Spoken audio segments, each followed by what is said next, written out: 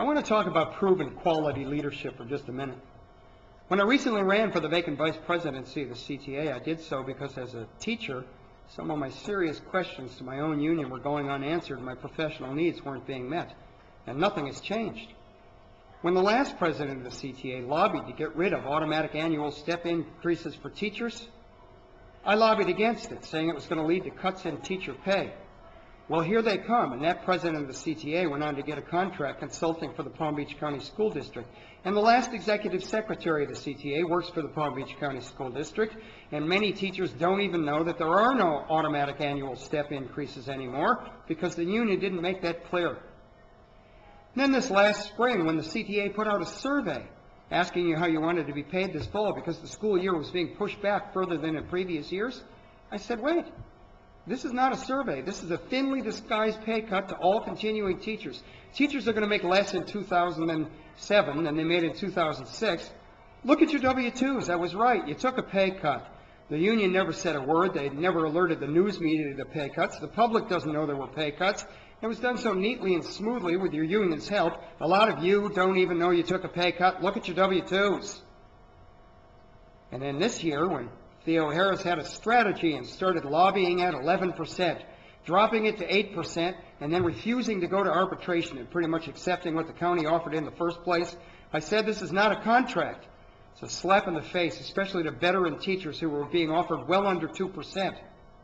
Now, you young teachers who got 8%, I applaud you for that. But you have to know that money came right out of the pockets of veteran teachers. They robbed Peter to pay Paul, and your union worked really hard to get that contract passed.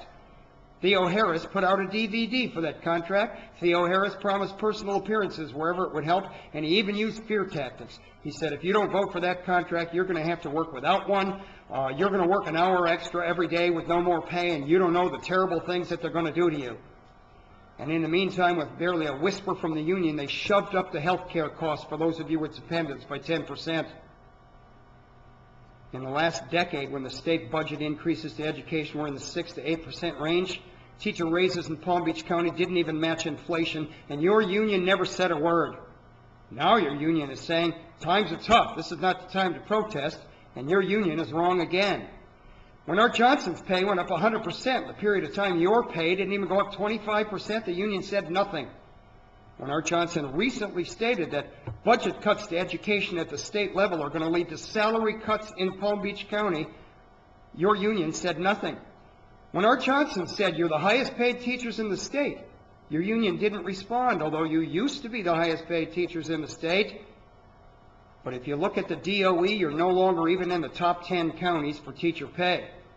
When I asked where there was no publicity about this decline in teacher pay, my own labor relations consultant said teachers in Palm Beach County have to learn how to get organized. What do you do when your own union tells you to get organized?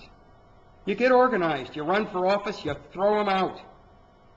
And one of the people who works for the union told me that I don't understand because this is Florida, this is not the North, this is our right to work state, and unions have no power here. Wrong on 2 counts. I do understand it, we do have power. We have the power to organize, we have the power to raise our voice in protest. When I came back from Vietnam, I knew that that war would never end until ex-GIs like me were out in the streets protesting, and I protested. Never protested since then, until now. And this is why I'm protesting. There's a huge assault on middle-class wages going on in this country right now. The average person who lost a job to downsizing or outsourcing in the last decade and took another job lost an average of 17% in wages. And Art Johnson is talking salary cuts, and your union is saying nothing. We are the middle class. Where is our protest now? Why aren't we out in the streets? How low do you have to sink before you decide it's time to swim? One definition of insanity is to do the same thing over and over again and expect different results. I'm not running on my record, although it's impressive. I'm running on Art Johnson's record. I'm running on Theo Harris's record. I'm running on the record of the failed policies of this union in this decade. You better do something different if you expect something different to happen. You better expect change. You better demand change. In the packets I send to your schools are some concrete proposals that I'm working on to turn this union around. My name is Robert Dow. Elect me.